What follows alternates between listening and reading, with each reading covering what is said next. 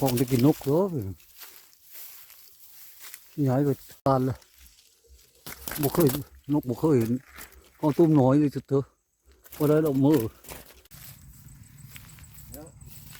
เป็นตัวเห็นทุกคนเลยนกมันจับกันมันจะไปดีนี่ก็โพดมื่อนี่แหละโพดฟ้านกกระโตงเนาะหรือนกกระโดกโพดจะเอานกเขาไงมาต้อลงบึ้งนกต้อของโพดนี่ตั้งแต่เอามาแล้วกับยังไม่ได้ไปต้อจักเถอะจักมันชี้ขันหรือบ่ขันเนาะบ่ช่องชี้ขันบ่นี่มันบ่ทันลืมตุ่มเหมือนพระเนตรของโพดนะก็เอาตุ่มมันนี่โพดที่ร่องเบิ่งคังทบิดจักมันชี้หันหรือบ่เนาะให้ทุกคนติดตามเหมือนกันโตนกเขาใหญ่ของโพดโตอยู่ในโคกอันนี้มากที่นี่ก็เห็นนกเขา2 ตัว 3 ตัวบินขึ้นมันลงมากินพวกอยู่นี่นะพากันติดตามน้ำกันได้เนาะ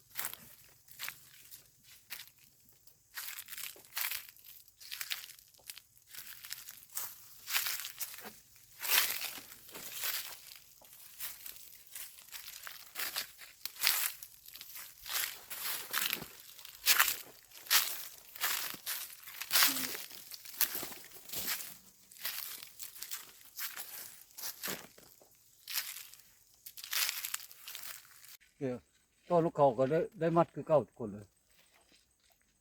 สำหรับห้อยมัดคือเด็กกับต้นนกกระโดกกันเลย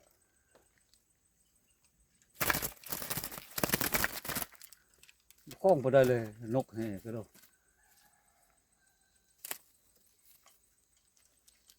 นกบุกเคยต่อจากเธอมาเฮ็ดต่างเฮ็ดก็มันลืมเลย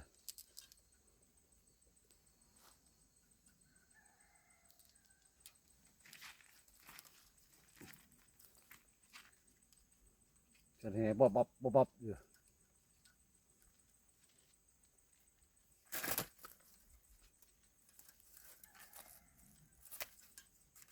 3 ตัวนกเขาบินไปกี่นี่นกกี่ปุ่งเลยนกป้าก็บ่หันเดี๋ยวนี้นะนกป้าก็บ่จะหันแต่มันจะได้หรือบ่แล้ว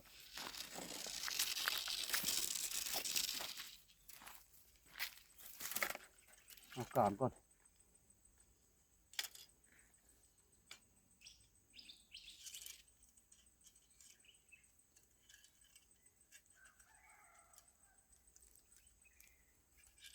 มากเลย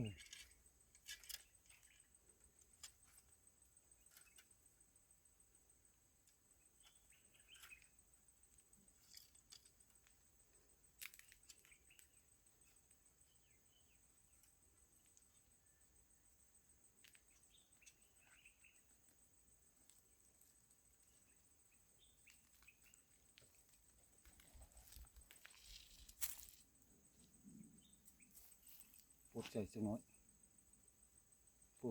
ดมันหลับ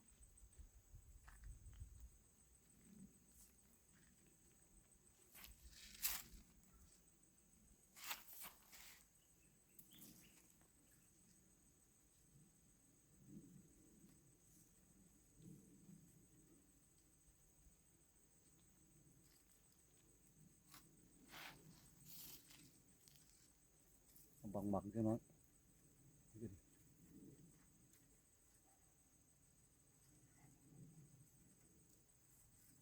พอรู้จัก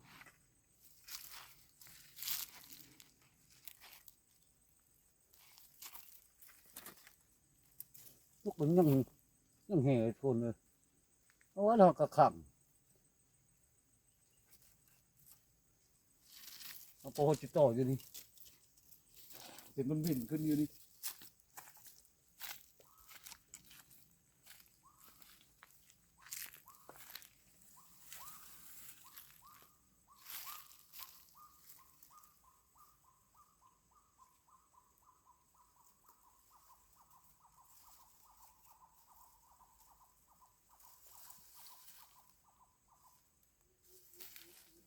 พูดจะเป็น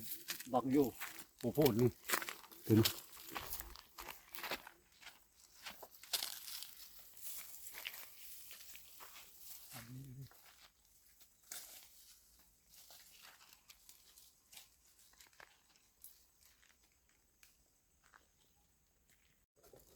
เนาะทุกคนนกเขาโพดไว้ยุบ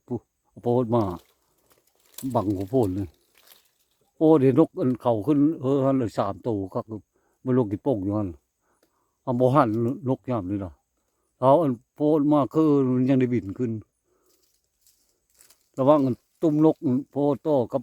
บนโพดอยู่เลยประมาณ18 เมตรเช้าผมจักลองลุ้นนำกันเนาะมันสินกเขาโพดมันสิหันหรือบ่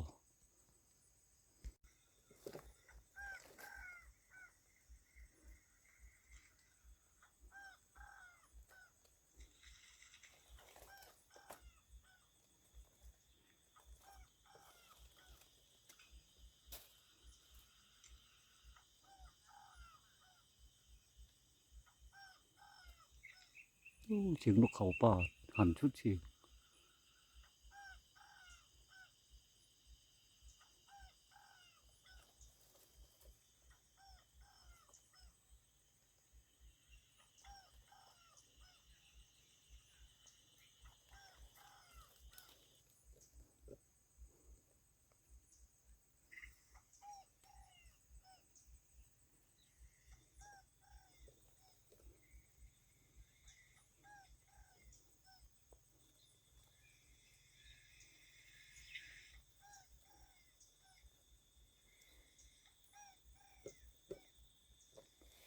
ชุดเสียงทุกคนเสียงนกป่านะ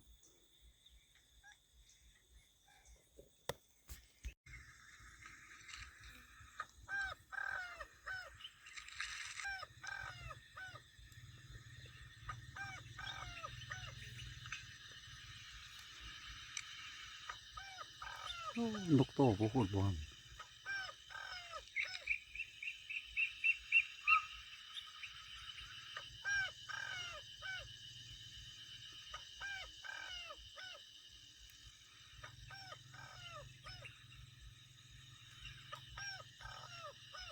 บ้านเลยนกโต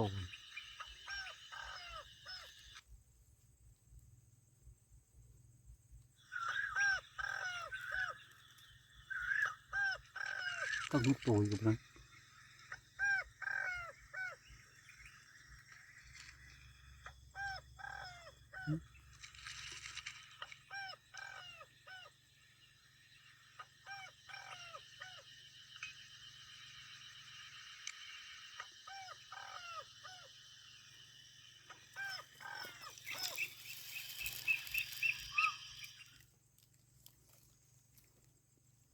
บ้านเลย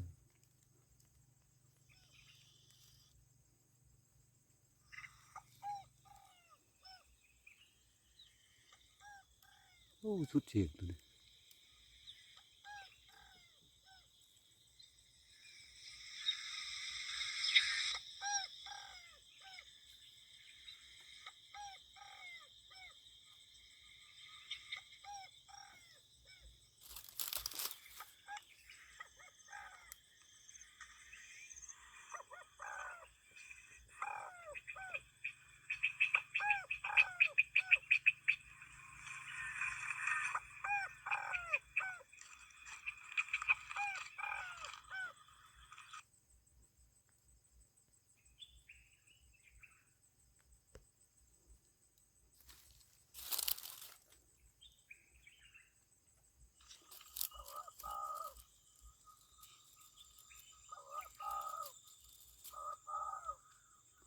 บ้านเลย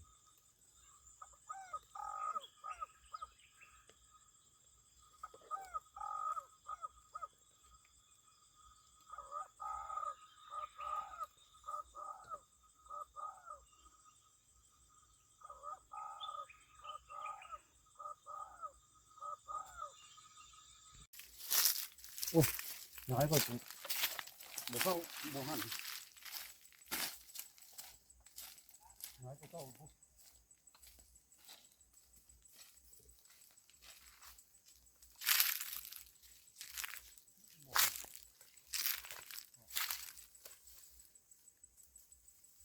ต่อตัวหันที่เสียงหันมันตรง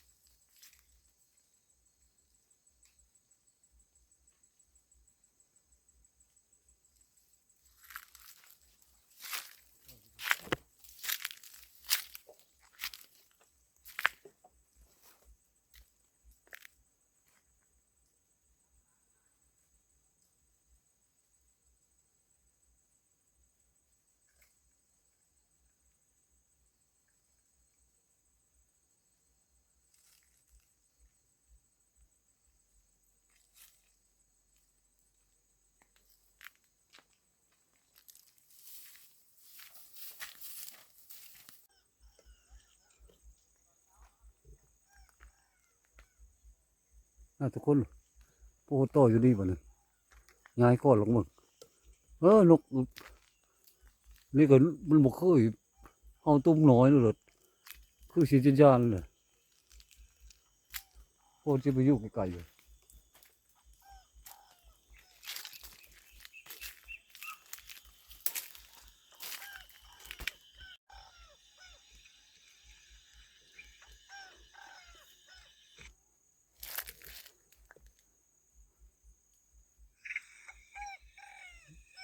นกปลาหัน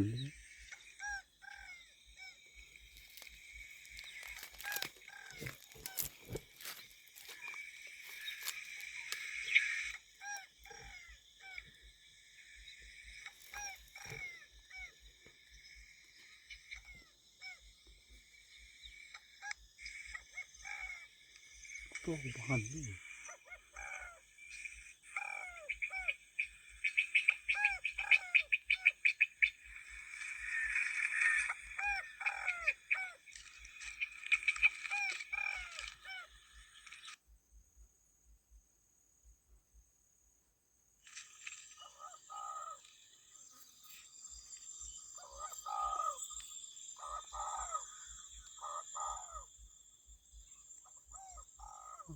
คือเลยตัวนี้คือเลยมาคือเลยพวก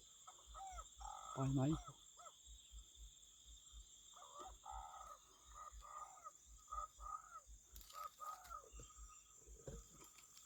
ไปไหม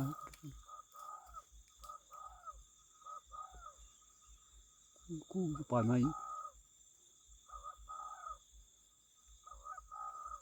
เร็ว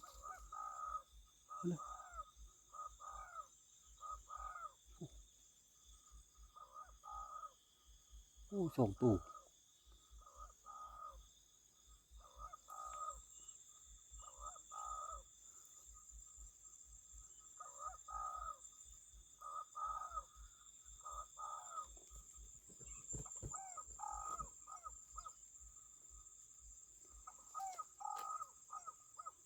ลูกป้าหันอยู่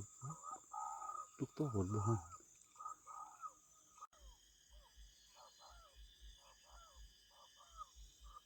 โอ้สุดเฉียดเลย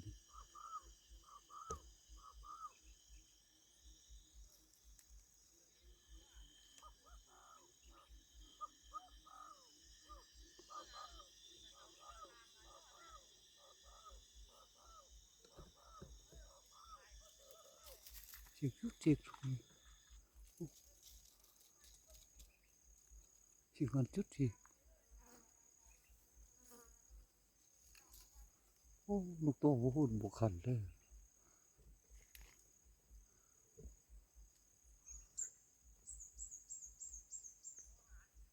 ยานลูกป้าเลย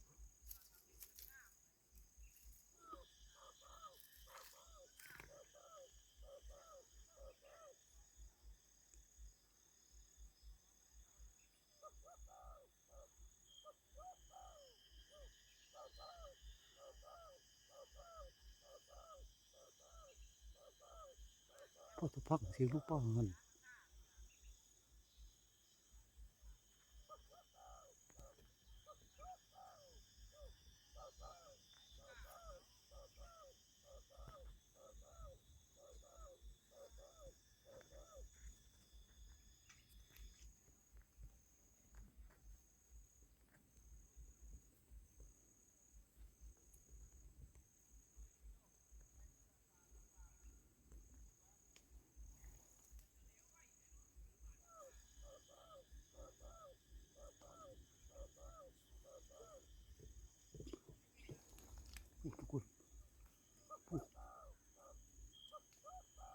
ยุดเชียงตัวนี้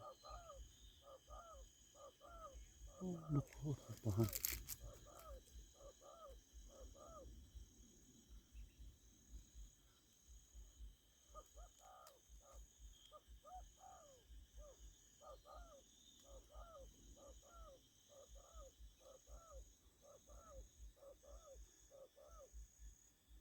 นกป่าเสือกล้าปะครับ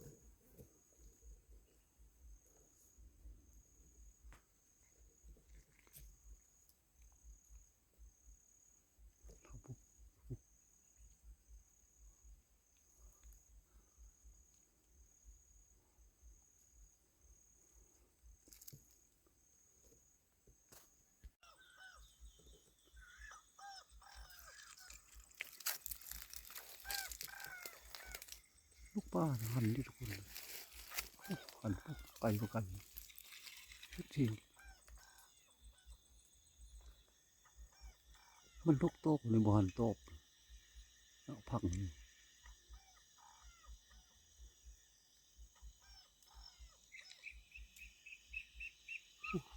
ทุก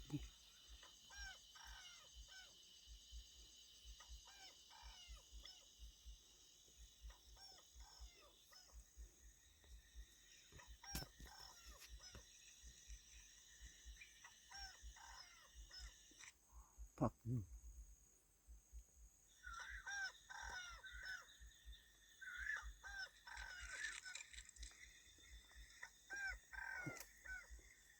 นกป่าเนี่ยเด็กเช็คหันที่ทุกคน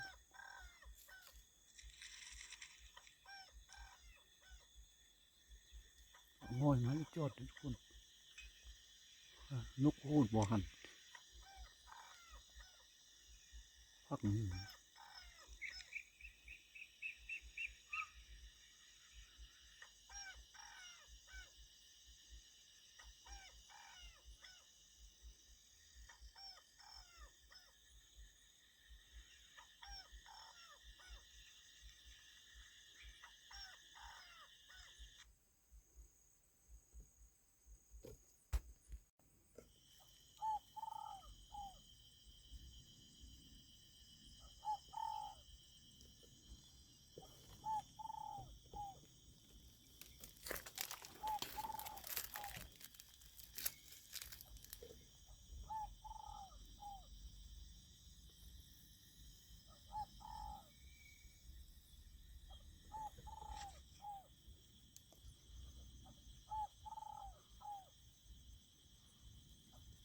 บ่หันเลยป่าเลยทุกคนเสียงกันไปไหม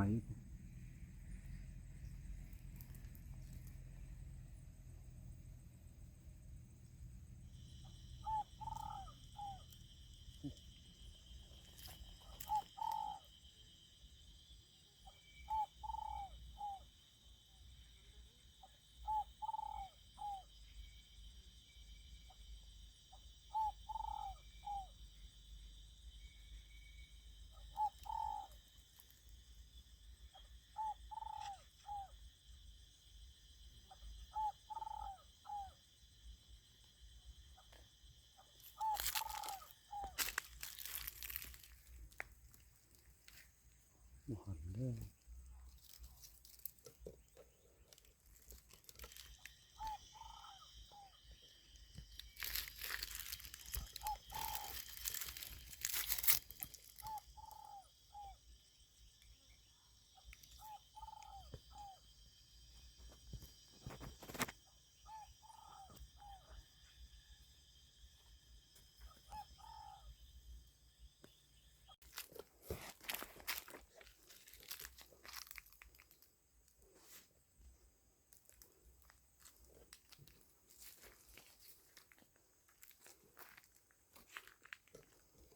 บ่หันแล้วทุกคนเลยหาเธอคุณ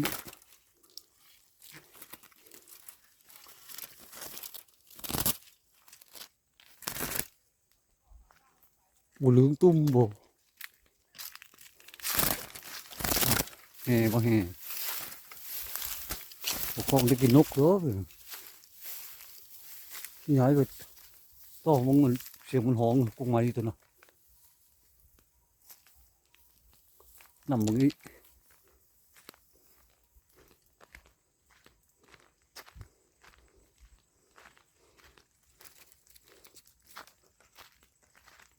เนาะมันจับกุ้งไม้ตัวนี้ทุกคนคุณนะส่งพกเลย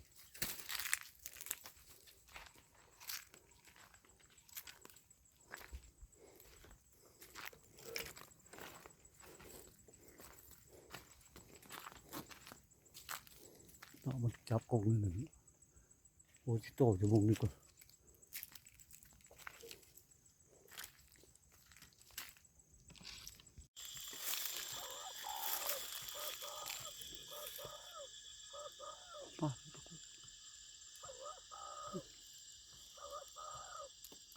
กุ้งไม้ตัวนั้น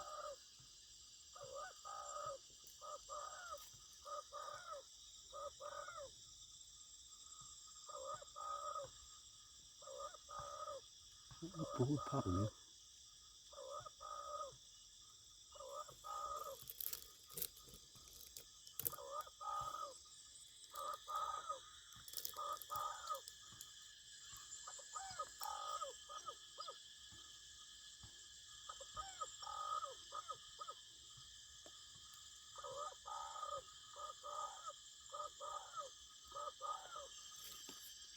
กุ้งไม้ตัวนั้นอาหารจะกุ้งไม้ตัวนั้น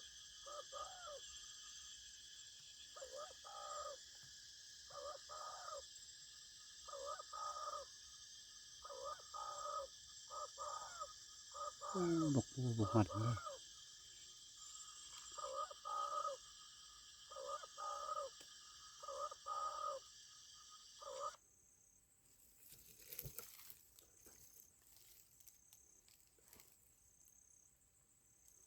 หันเลย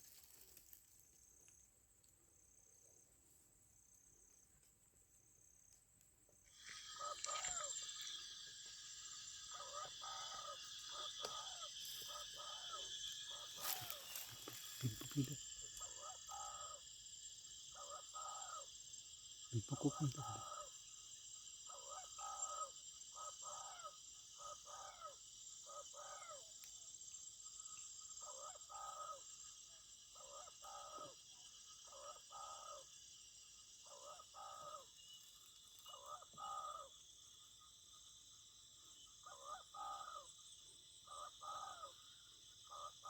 โอ้พังนี่นกโต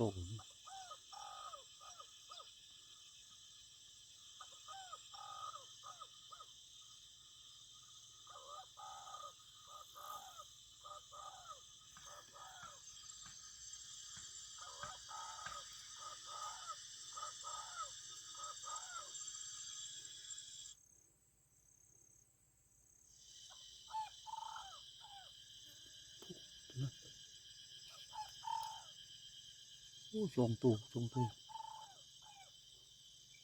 ทุกคันที่พวกนักปลายก็กิเล็กพวกตัวทุกคนที่ที่ปลายไม้จะตัว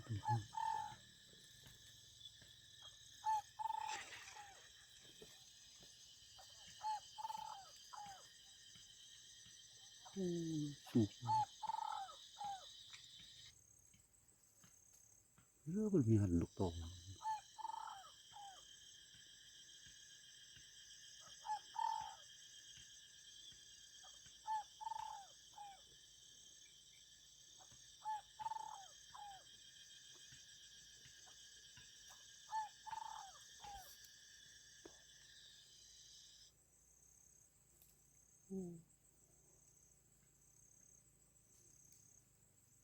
พวกทุกคนปลายกิเล็กพวก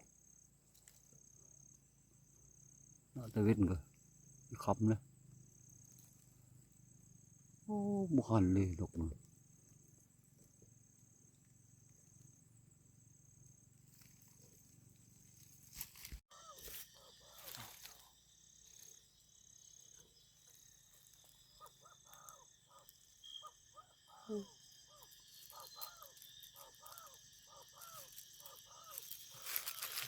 บินไปกุ้งบินไปกุ้งนี้ดูทุกคน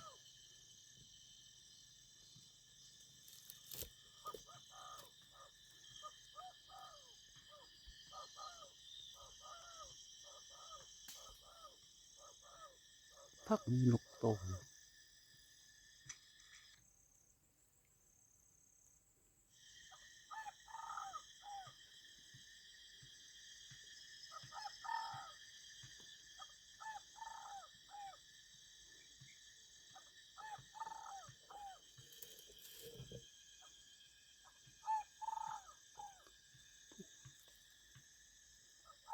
ปลากิเล็ก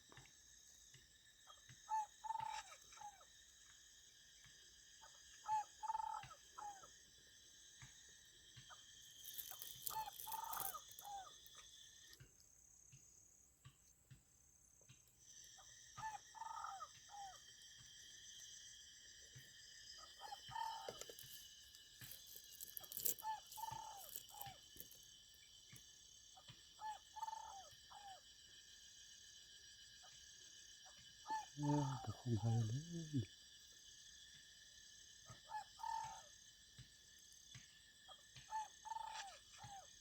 จะพัก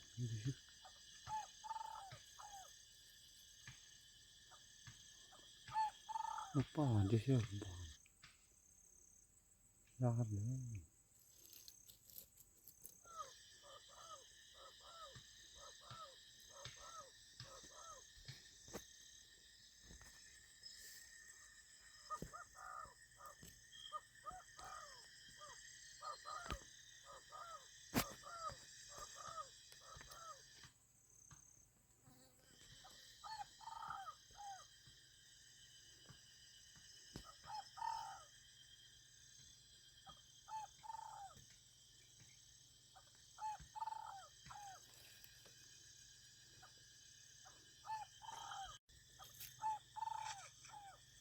ทุกคน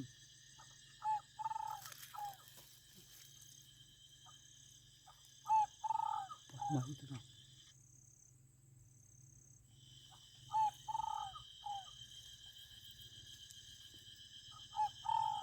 นกกูบ่หันเลย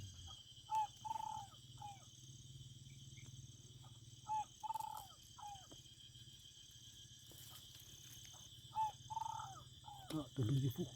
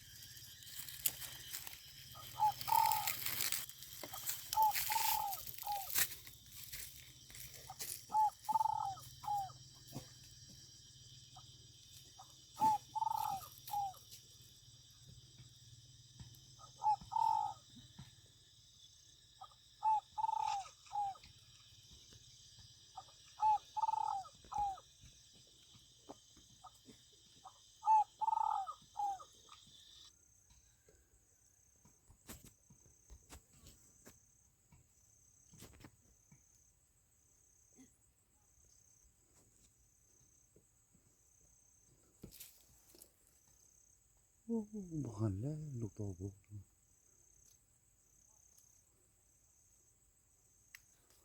ยังจับมาให้จอดทุกคนเอากกตัวนะ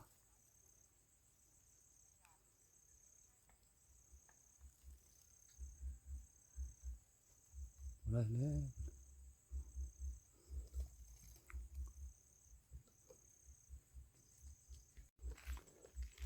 โอ้ยบุกเข้าซ้ำทุกคนเลยนกโพดยานเลยบุเคยนกบุเคยเห็นcon tômน้อยเลยเถอะพอได้ดอกมือชอมแต่ก่อนหนักวุบอยู่นกบุเคยต่อจะเถอะจะได้เอาให้แอบเขาตุ้มน้อยจะเถอะ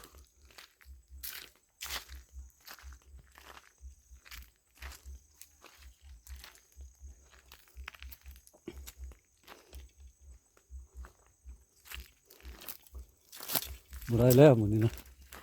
นกบุคันนกป้าขาดคันนกต่อเราบุคันดีอยู่บุบอยู่บ่ได้แล้วทุกคนเลยนกต่อพูดยานเนาะ ดินอยู่บบอยู่บ่ได้คันจะลอกมันปกติเนาะนกโพดบ่ได้เคยเอาตุ้มน้อยได้จักเถอะมีแต่ขังเลยตุ้มใหญ่เลยนกกับนกยังน้อยเลยตีมีบอยู่บ่ได้เลยมันขังก็มันลืมก่อนยังโตบ่ได้นกป่าแล้วเฮาอยู่เฮาหลายอยู่นกป่านะนกนี่บ่เฮา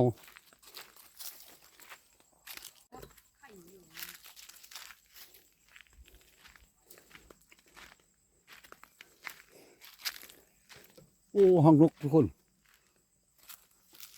ห้องนกเขาเนาะโอ้เดี๋ยวมันมาพักไข่หรือว่าโอ้เห็นมันบินขึ้นเดี๋ยวนี้นะเนาะ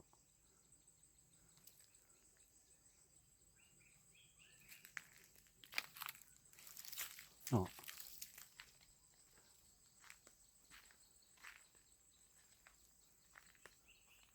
นี่พักอยู่นี่เลย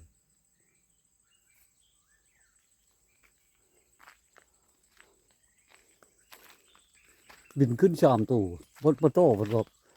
นกโพดบ่หันเลยเนาะยานตุ่มเลย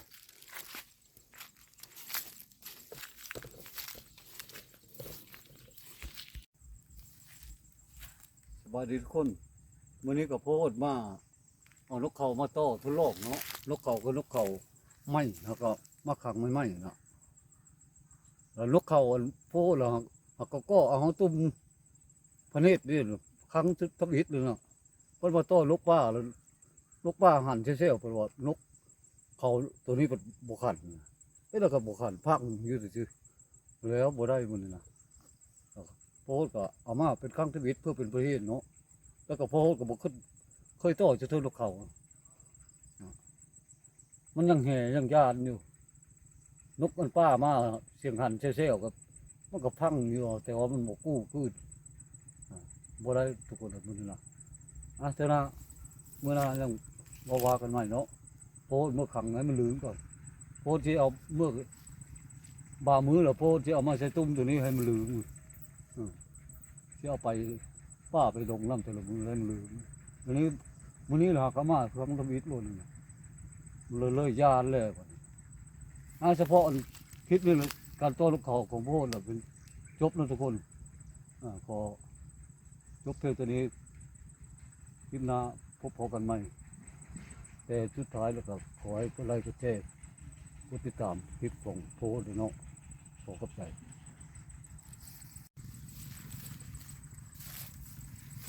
แล้วเป็นตัวเห็นทุกคนเลยนกมันจับอยู่แล้วมันนี่เกี่ยวหันกู้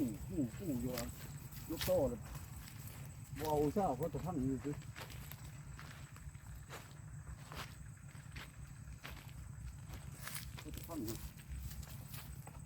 พอลูกป้าบอกหันโตเป็นหันนี่มันเลยแต่ว่าลูกโตโตคนบ่หันเลยยานมันบริสุทธิ์มันบริสุทธิ์มือน้ำมันให้เราลุ้นกันได้เพราะก็เป็นประเทศเลือกทำเลยแล้วก็เอาตุ้มหนูทำกับเอ็ดดูมันมีระบบ